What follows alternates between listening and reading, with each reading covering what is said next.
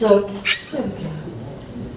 Shall we just take a moment? Just take just a moment or two, just to check in with ourselves.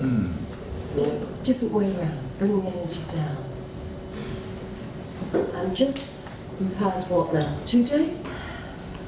And there's been so many wonderful things said and so much listening and so much talking.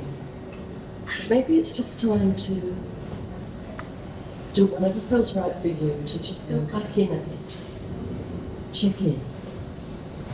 Is there anything that you want to, that's on your mind, or is there anything you've heard that you'd like to elaborate on? We'll just give you a minute or so, just to check in with yourself.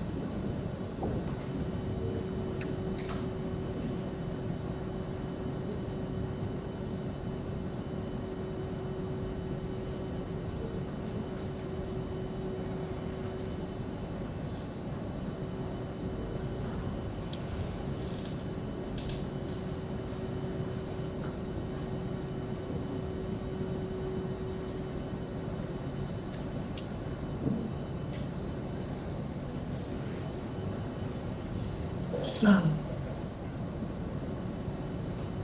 do you know, I almost don't want to stop.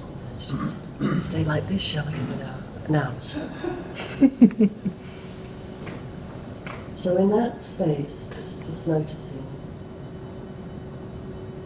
what we're talking about, the 3 principles, and not simplicity, the sharing. So, would you like that?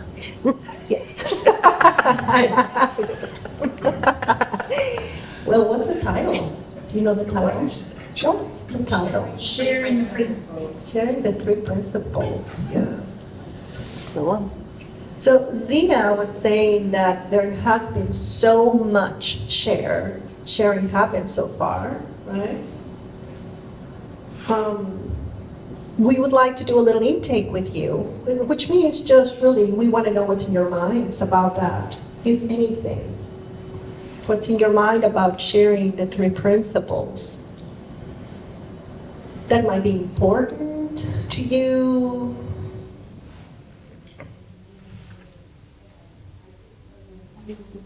Anybody can start? Yes. Nice. Turning off the sound. There's been a couple of times. I'm going to give you the mic. Is that okay? Could you come up here? I'm used to having the mic. Give me the mic. Come right here. I'm in my Come right here. Yeah, I know you're in your comfort zone. Well, because you know, Like, I don't get to sing, I just got to talk. I sit down. I should just sing. you can sing it. Sing it to me. There's been so many times this weekend that people have asked, the speakers have said, you know, why have you come here for this talking? I'm saying, oh shit, they don't know how. I came here because of the name of the thing. I don't care what they talk about. It's all the same shit. Yeah. You can't hear me. I'm whispering. It's just, it's the title, like, why have you come here? Like, what do you want to get from this? And I suppose that I've been so many times here that I'm really used to turning up with ideas of what I want to take away from it. I'm never getting that. But getting something else. Something else always pops up. I've lost my train of thought. What did you want? Well, the question was, have you seen something? Because the title of So it's happened a number of times. I don't know if you remember, Gabriela, just back when we did the training with Jack Pransky yourself, and Jack telling me to shut up. No, Do you remember? You don't I don't remember. I remember. Right? Shut up, Claire. How very daring. But even though I heard it then so deeply, this time round, I've heard that again. Like watching Jamie the other day, that was Jamie in the room. And it was kind of hypnotic, and it spoke to me as, again, slow down.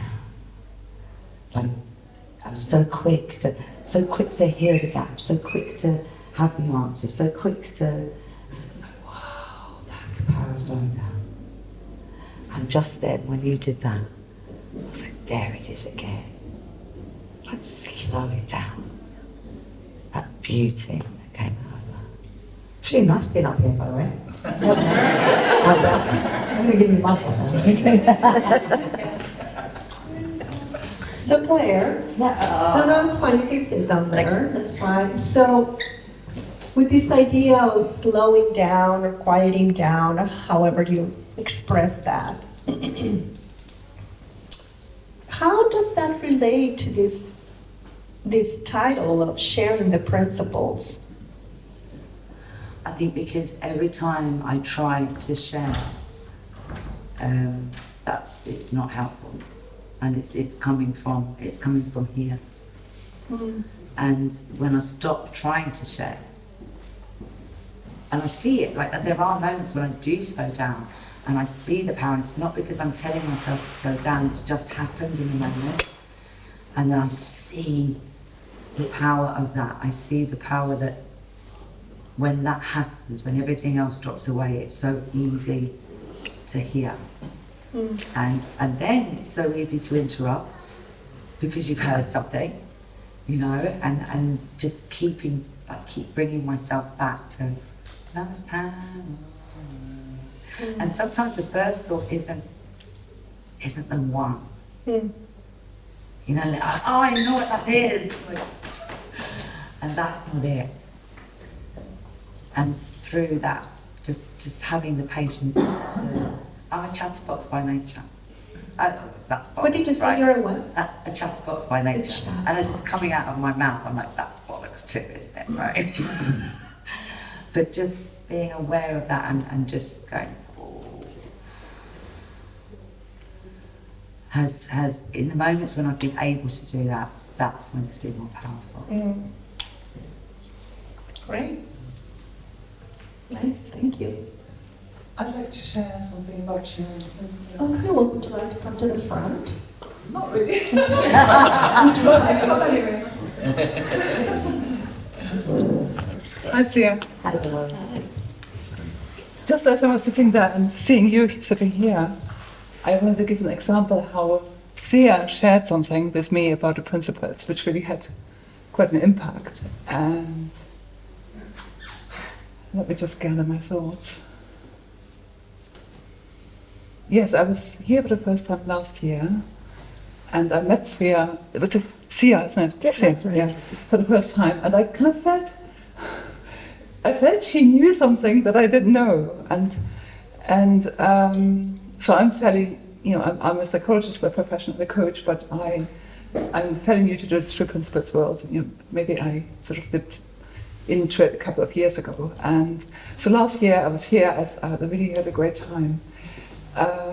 And I traveled here on my own, so I wasn't, not with a partner or with a family, I was here on my own, which I found challenging in some ways, but I knew some people in the group, which was lovely. So, but I kind of felt drawn to you, Sia, because I thought you knew something, and I said, I just wanted to have a brief chat, because, and we didn't find time here, but we connected after the event. So we kind of both have busy schedules, and it took almost 3-4 months afterwards, I think. And anyway, my struggle was, especially here, but sometimes in life, and I think it's a shared human struggle, I sometimes feel a sense of loneliness that is quite uncomfortable.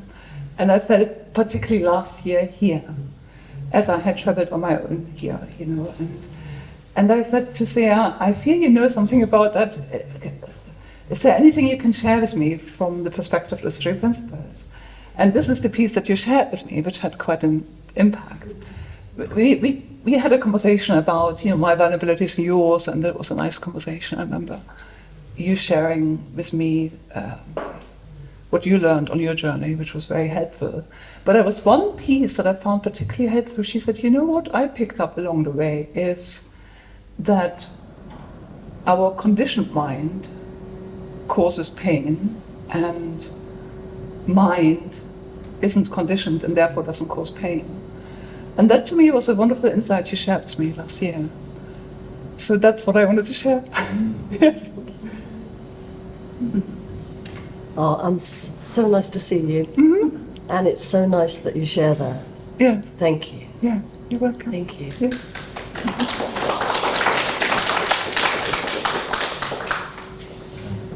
And I'm just going to add a little bit to that because it's so interesting. We had a chat, and there was no intention of more chats or anything. It was just a Zoom coffee. But I didn't know until just now that for you that was so significant. I had no idea. And for me, we just don't know what mind is giving us. That's what I'm hearing. That is impacting on your deeper self. We're just the channel through which it passes, right? I did not know. I remember it as a lovely conversation. But you didn't start waving your arms and going, Eureka! Oh my goodness! You know, I don't remember that. No, yes. It may have taken some time to That's right. It was. There we go. And then you don't know. So isn't that a beautiful thing to remember, for me to remember, when I'm sharing, that you just turn up and you say what comes, and you cannot know the ripples that will come from this. You just can't know. I love not knowing. I think don't know mind is, right back to the Tao. It's one of the most powerful concepts on the planet that has come into our understanding. Not knowing. To share from a don't know mind and to hear from a don't know mind. The possibilities are infinite. So thank you.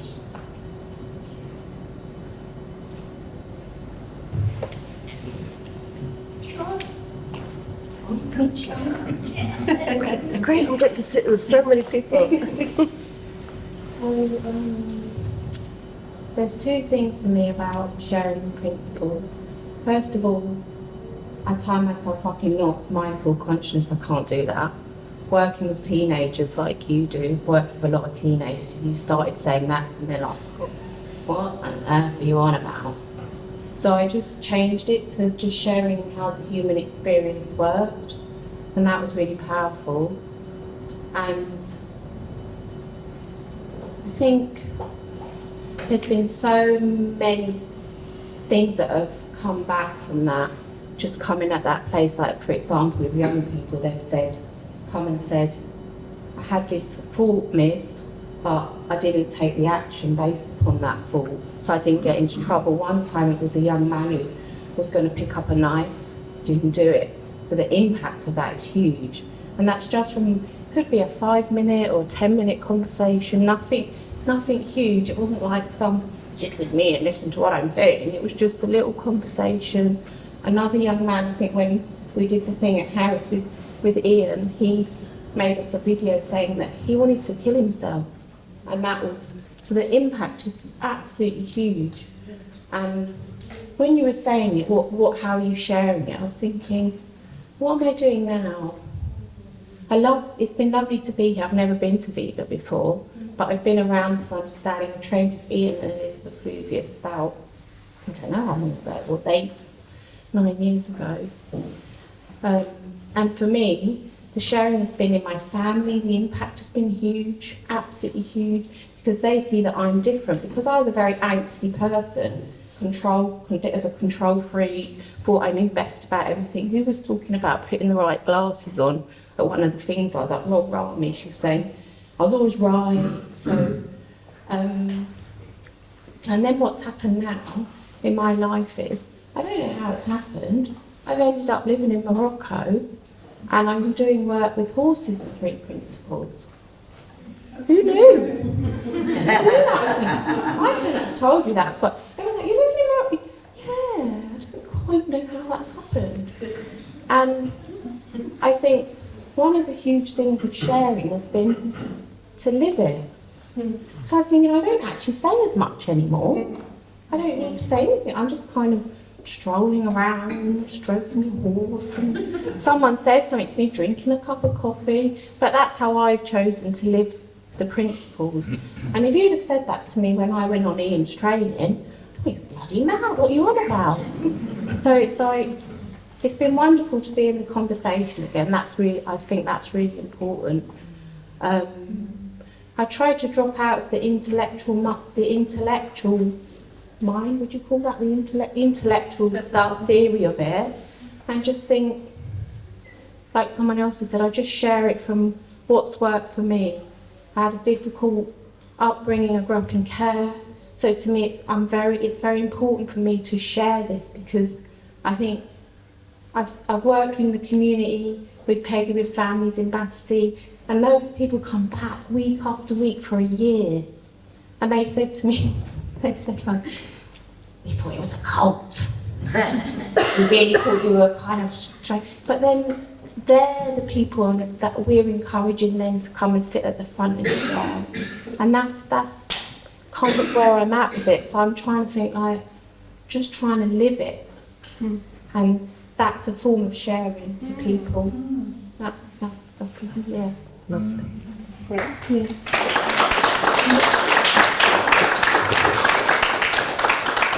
I love that. I invite myself to see the principles while I go to the supermarket, you know, and when I order coffee, and when I speak with my 96-year-old mother-in-law, right? I invite myself to kind of like X-ray vision, you know? Like peekaboo, do you guys know what peekaboo is? Yeah. Can you see it? Can you see it? And I love that. I love walking around and seeing the unique expression, the version, you know, like Mark Howard version, right? Or Zia version, or Maria version, right? It's like, man, this is infinity and beyond, right? And I think that's really nice. It's really nice when, you know, the words that I use is just invite myself to see the principles in action, to recognize the principles in action as I'm walking down the street.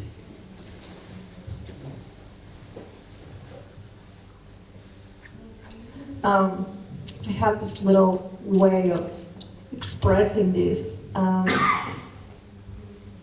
seeing the divine, like I'm sitting with the divine, and I'm the divine, and remembering that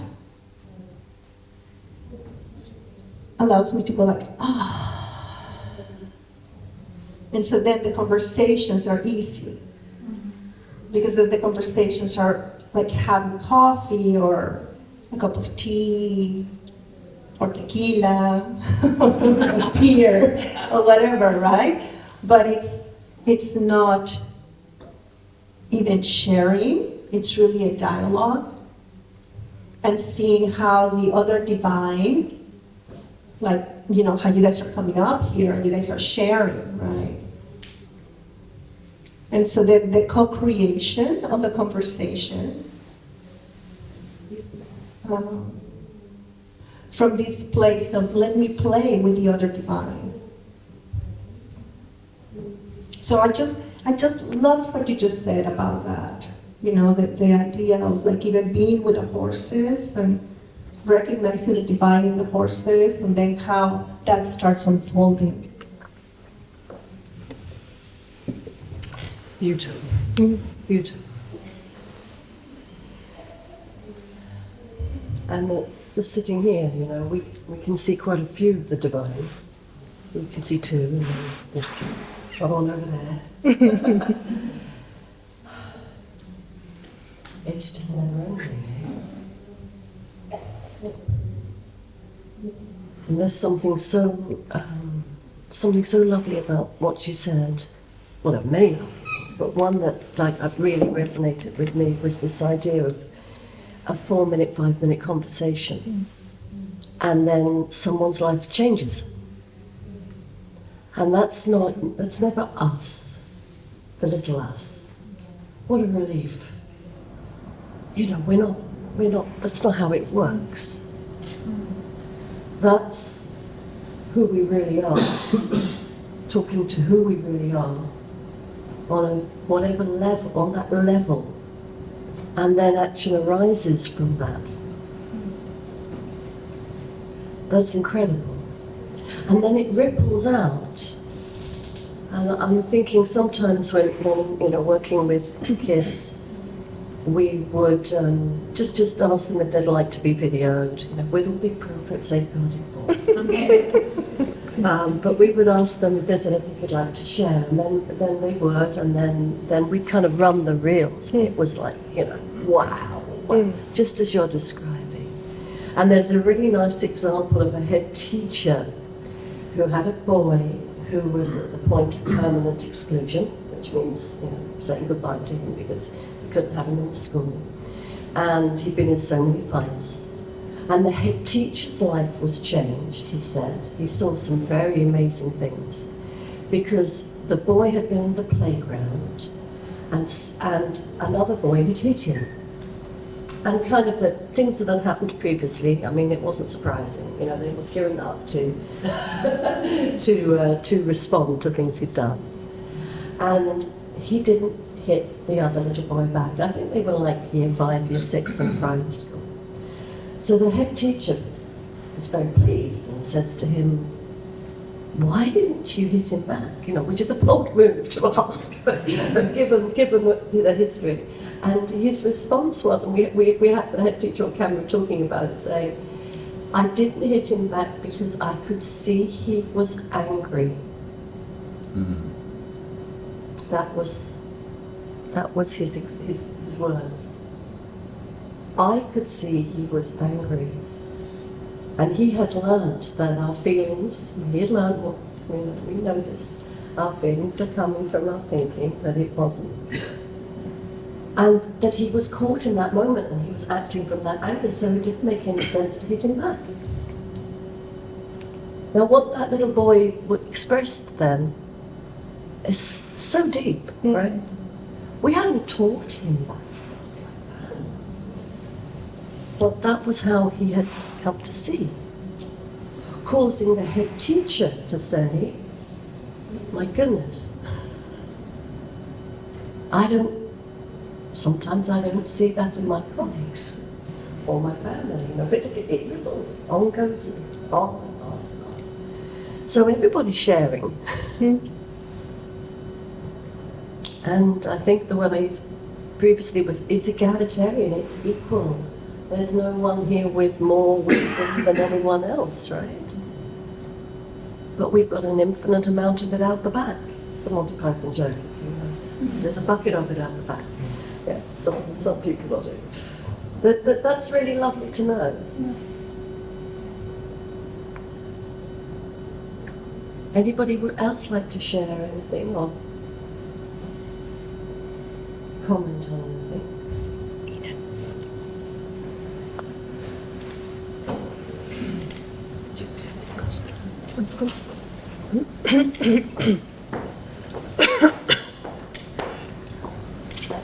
Hello. Okay, so for me, people have been asking me, they're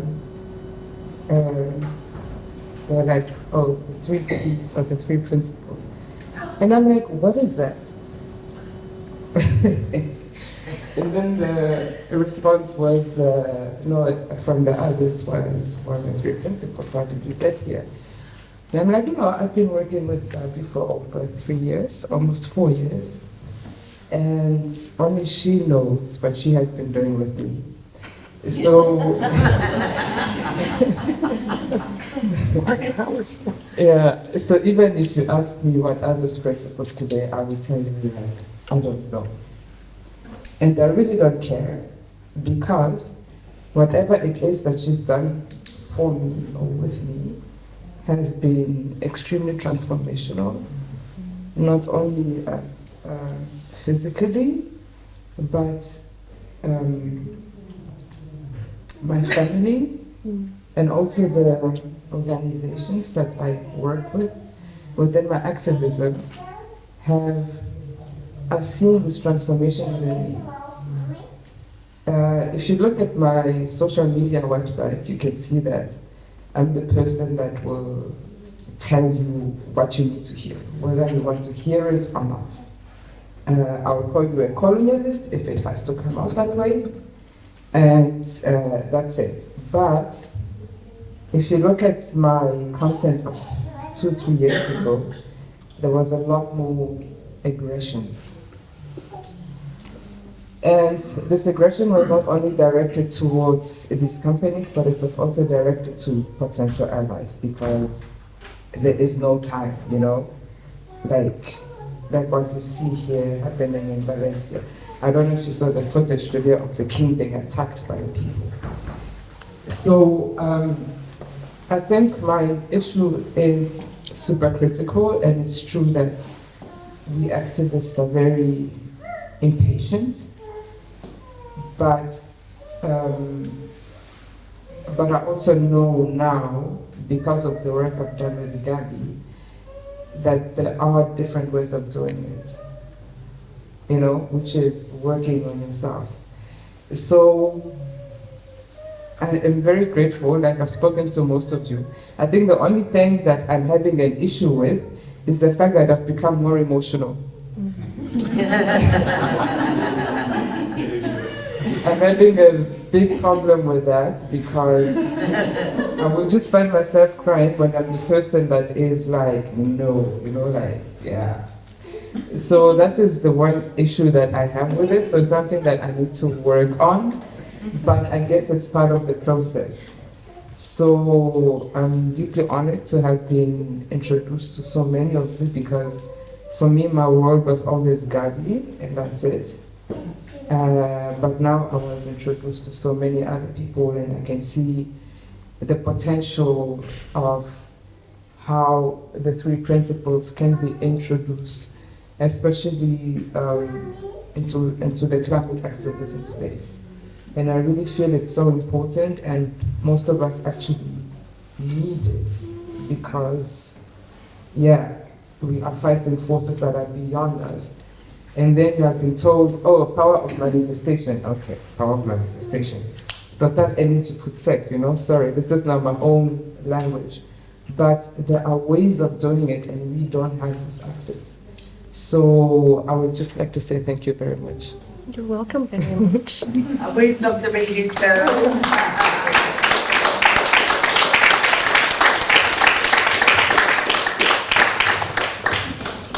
Thank you, Ina. You know, I wanted to say something about that.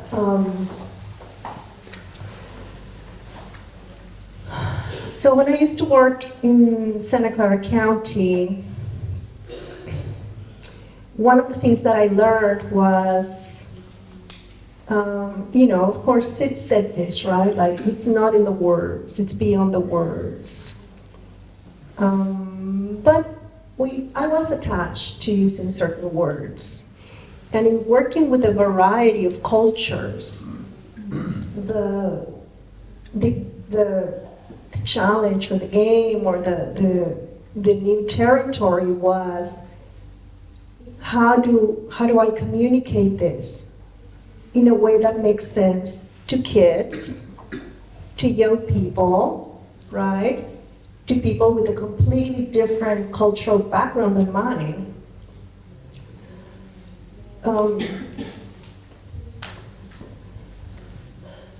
So what I now see very clearly is that in the moment of presence, so I'm going to call it presence, when we are just in front of another person, hanging out in quietness with that feeling of commonality, something will occur to us that maybe it's not within the written form of the principles, but that it is perfect for the moment, for this person. And so, for example, one of the things in Spanish is that the word conscience and consciousness is the same word. We don't have a different word for them, right? So, in the moment, I can see how to express something that would make sense for the person. There's a freedom. I guess that's what I want to say. That's my point. My point is that I have been learning about this with certain words. But that does not limit us to use only those words. Whatever word comes up in the moment may be perfectly appropriate for that person in this moment. So it gives us complete freedom. Ma'am, do you want to say something? Yes? Yes. Do you want to come up? Yeah, sure. Yeah. I was just curious about something. Is that for each of you, how does it translate in terms of values? So you were talking about speaking from higher self to higher self. What values do you associate to that? Like kindness, compassion? Could we do a brainstorming? Can we do what? A brainstorming. Brainstorm. Oh, everyone could maybe list the values. Mm-hmm. So behind the understanding of in terms of what is higher self, what does that mean to you? So how do you embody the principle? What does that mean to you in terms of value?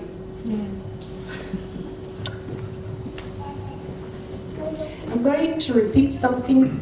I'm going to repeat what I understand, okay? To make sure that we're on the same page. So, are you asking us to kind of come up with a form of... I don't understand what you're asking. Because last time, on the first day, someone said, I don't understand what it's all about. And can you tell me what it is? And how do you reflect the understanding in terms of, how do you embody it personally? Like, what is it to be in that space? So openness, kindness, solidarity, I don't know. Everybody's different, but I'm just curious to know. Okay. How does it translate each of us? Okay, do you want to go ahead? Well, I'm nodding because I can see, I think I'm hearing that it's the kind of qualities of the feelings that arise. Yes. But I want to just add something that's just popped in, which is, it's always there. These qualities are there. They underpin. Of course. Yeah. But I think it's really helpful for me to remind myself clearly, because I've just said it, that we're not saying that these, whether it's kindness, compassion. Yeah, I'm curious to see We how want to know the expression express that's coming up. Yeah. Ah, okay. Yes. Well, that would be cool. We can, absolutely. We'd like to. Because there were a lot of people. What are you talking about? Can I say something just before we start? Yes. I just want to say something before we start, okay? And it just may be a linguistic situation, okay? Because, it seems like a lot of people here, English is their second language, right? So it may be a linguistic thing. It's interesting, the word embody. It's an interesting word, right? Because really, we don't have to embody anything, right? we don't have to embody what we are. You are. See? And so there is not like stepping into it, right? Right? Or basking into it, right? Because it's kind of like if you go out here to the beach, right? It'd be similar, but it might be linguistic, okay? So just kind of keep an eye on that.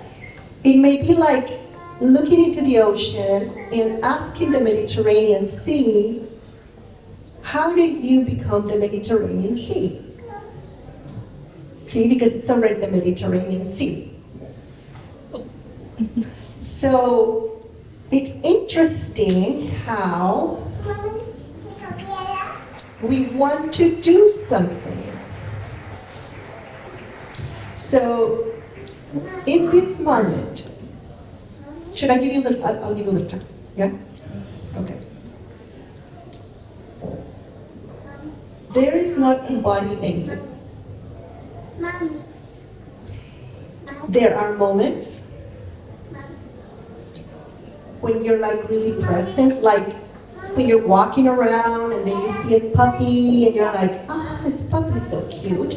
You're not trying to embody attention or tenderness or anything. It rises from inside of you, this feeling of love for the puppy. It's very natural. I just wanted to say that because when I heard you, and again, it might be linguistic, right? I just wanted to be very clear that there is no action to take to what we are because we're already the Mediterranean Sea. Okay, just one second. Okay. And you know what, I think that is just so powerful to remember, isn't it? There's nowhere to go and there's nothing to get. All of that. We're done, aren't we? She's whispering, we're done. So there's nowhere to go. And there's nothing to get.